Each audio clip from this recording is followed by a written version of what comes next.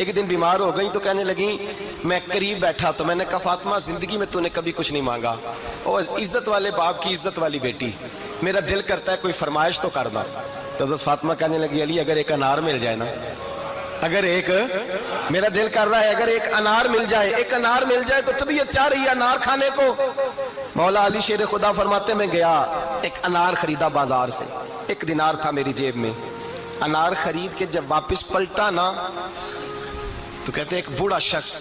ہونٹوں پہ کمزوری، آپ فرماتے ہیں میرے باپ دادا کی عمر کا، لڑکھڑاتے اس کے ہاتھ اور کہنے لگا علی میں بھوکا ہوں کئی دنوں کا۔